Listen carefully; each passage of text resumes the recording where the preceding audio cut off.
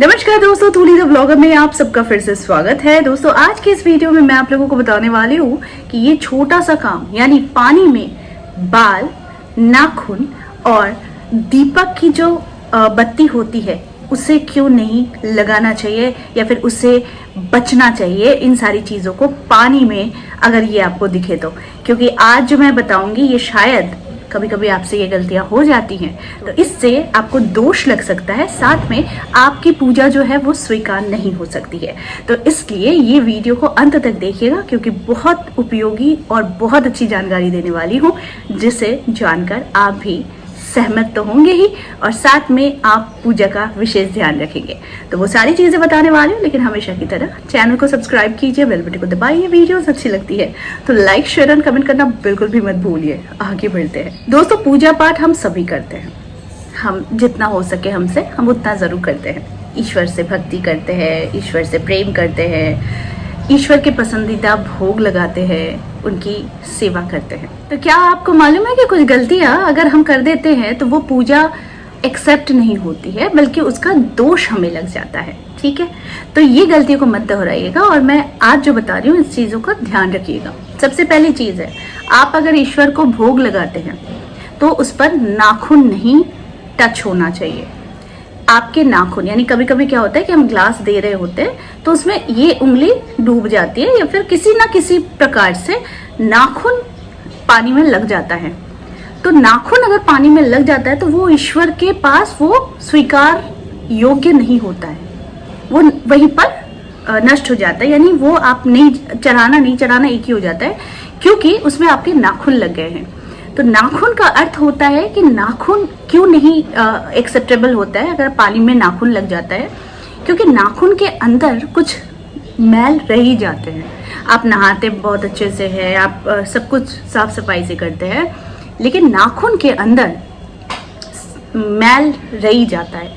तो वो मैल अगर पानी में लग जाता है तो इससे वैसे भी ये हेल्दी नहीं होता, क्योंकि नाखून लगा पानी आप खुद नहीं पिएंगे क्योंकि इससे संक्रमण हो सकती है। और दूसरी चीज, ये पाप युक्त काम है, यानी नाखून लगे पानी को आप ईश्वर को चढ़ा रहे हैं। तो पहली बात का तो आपको ध्यान रखना है कि अगर नाखून लग गया है, जो पानी आप ईश्वर को चढ़ा रहे हैं, तो वो पानी आप नहीं चढ़ाएंगे। अगर नाखून लग गया, आप फिर से फ्रेश पानी ईश्वर के लिए लाएंगे।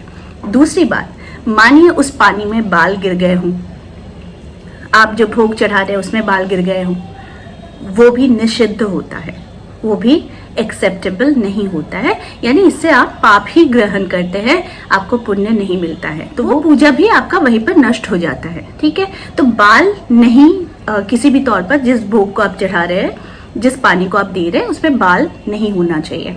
अच्छा, इसका भी रीजन मैं बता देती हूँ। अगर पानी में नाखून लग गया तो संक्रमण होता है, बाल गिर गया तो भी संक्रमण होता है।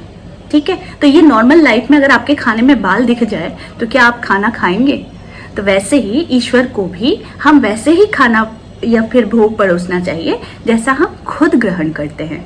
ठीक है, तीसरी चीज आपको हमेशा ध्यान रखना चाहिए कि जब आप ईश्वर को भोग लगा रहे हैं तो आप खुद स्वच्छ होने चाहिए, शुद्ध होने चाहिए।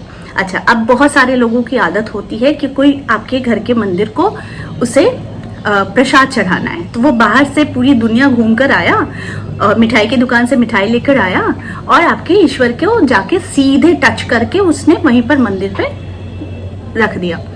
यहाँ से भी दोष लगता है। ठीक है, अगर मान इस तरह की चीजें आपके साथ हो रही हैं कि बाहर के लोग आकर आपके पूजा स्थान में आके सीधे मिठाई का डब्बा लगा दे रहे, तो आपको क्या करना है?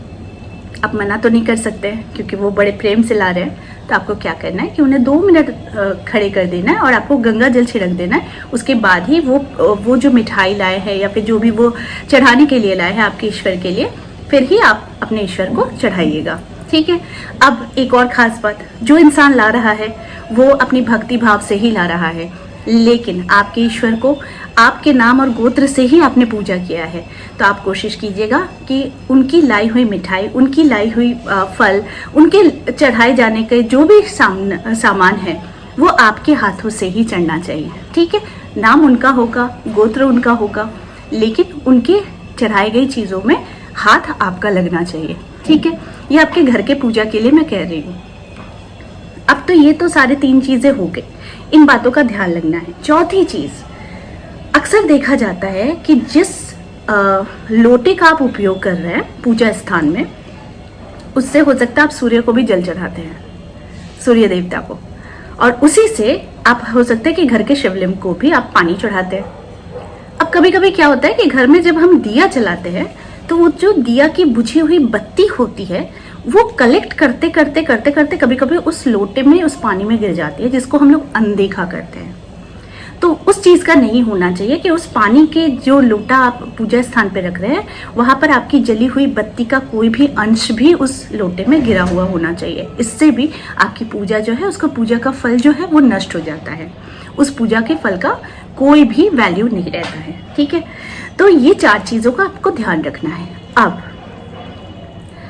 किस इंसान की टच से या फिर किस इंसान के संपर्क में आने से हमारी श्री वृद्धि रुक जाती है, ठीक है, ये चीज़ भी जानना जरूरी है। अगर आप बहुत ज़्यादा पूजा पाठ करते हैं तो पूजा पाठ से एक अच्छा चीज़ क्या होता है कि आपको जीवन की नई दिशा मिलती है। पूजा पाठ से आपके जीवन में पाप नष्ट होते हैं। अगर आप पूजा पाठ करते हैं तो आपके जीवन में आपका कर्म फल जो भी हो, जो भी आप कैरी कर रहे हैं, लेकिन अगर आप पूजा पाठ करते हैं तो आपके जितने भी खराब कर्म है उसके फल है वो नष्ट होते हुए चले जाते हैं। तो फिर आपको जो चीज़ें करनी है, 2 बातों का बहुत विशेष ध्यान रखना है कि कैसी स्त्री से आपको संपर्क में नहीं रहना है। ये लेडीज के लिए भी है, ये पुरुषों के लिए भी है। अगर उस लेडी का चारित्रिक दोष है, चरित्र खराब है, तो उसके संपर्क में आने से आपकी श्री वृद्धि रुक सकती है। देखिए, ऐसा ये मैं नहीं कहती, शास्त्र कहता है, क्योंकि जिस इंसान का चारित्रिक दोष होता है उस इंसान के संपर्क में अगर आप रहेंगे तो आपका भी नाम खराब होता है, साथ में आपके कर्म, आप भले बहुत अच्छे कर्म करते हैं लेकिन आपके कर्म का फल भी नष्ट हो जाता है। यानी अगर आपने अच्छे कर्म किए हैं तो वो फल नष्ट हो जाएगा। इसीलिए ऐसी स्त्रियों से या फिर ऐसे पुरुषों से संपर्क या संबंध कभी नहीं बनाना चाहिए जिनका चारित्रिक दोष होता है। इससे आपकी श्री वृद्धि खत्म हो जाती है, आपकी जो ऑरा है वो नष्ट हो जाती है और आपके जीवन में वो चमक दमक नहीं रह पाता है जिससे आप पाना चाहते हैं। ठीक है, दूसरी बात, कौन से और ऐसे इंसान के साथ हमें संपर्क में नहीं रहना चाहिए जो बहुत ज़्यादा नेगेटिव है, जो हर चीज़ में नेगेटिविटी ही तलाश करता है, जो हर चीज़ में खुद को बेहतर बनाने के लिए दूसरों को नीचा दिखाता है। यानी कि वो ये प्रूफ करने में लग जाता है कि वही बेस्ट है और दुनिया के सारे लोग खराब है। तो इससे क्या होता है, ये ऊर्जा क्योंकि उसने स्प्रेड कर दी, उसने कह दिया कि मैं बेस्ट हूँ, तो उसने अपने लिए कहा, लेकिन जब उसने कहा कि दूसरे लोग बेस्ट नहीं हैं या फिर दूसरे में हमेशा मीन मेक मजाक उड़ाने, ये सारी चीज़ें, अगर ये ऊर्जा आपको टच भी करती है तो भी इससे आपकी श्री वृद्धि घट जाती है। तो श्री वृद्धि यानी आप इतनी मेहनत करते हैं अपने जीवन में श्री वृद्धि को ही लाने के लिए, आप पूजा पाठ करते हैं, आप अच्छे कर्म करते हैं, श्री वृद्धि के लिए ही करते हैं ताकि इससे उन्नति हो। अब सबसे जो इम्पोर्टेंट चीज़ है, जो चीज़ का ध्यान रखना है, जब घर में झाड़ू लगता है तो जो झाड़ू से जो धूला उड़ता है वो अगर आपके बालों को लगता है, वो धूल भी एक नेगेटिव ही धूल है, ऊर्जा है, क्योंकि घर की सारी नेगेटिव ऊर्जाओं को वो कलेक्ट किया है। और फिर अगर वो धुआं या फिर वो धूला अगर आपको टच भी करता है तो इससे भी आपकी श्री वृद्धि घटती है। इसीलिए कहा भी जाता है कि जब घर पे झाड़ू लगे या फिर रास्ते पे जहाँ भी झाड़ू लगे तो कोशिश करना चाहिए कि वहां से बचकर निकलने का, क्योंकि वो धूल, वो एनर्जी आप कहीं ना कहीं अपने सर पर ले लिए होते हैं या फिर कपड़ों में ले लिए होते हैं। ये सुनने में बड़ा अजीब लगता है, हो सकता है बहुत सारे लोग इसका तर्क दें, लेकिन ये चीज़ें होती है, इससे श्री वृद्धि घटती है। झाड़ू का अगर आपको स्पर्श हो जाता है तो प्रणाम कर लेना चाहिए। तो यानी घर से सारी दरिद्रता, सारी नेगेटिव ऊर्जाओं को निकालती हैं। लेकिन वही नेगेटिव ऊर्जा अगर आपके साथ कैरी हो जाती है, यानी आपको मालूम है कि झाड़ू लग रहा है और वहाँ से धूला निकल रहा है और आप वहीं पर खड़े हैं, तो दैट मीन्स वो एनर्जी आप फिर से ले रहे हैं। तो अगर अपनी श्री वृद्धि को बढ़ानी है और अपने जीवन में बहुत यश प्रतिष्ठा प्राप्त करनी है तो इन छोटी छोटी चीज़ों को ज़रूर ध्यान में रखिएगा।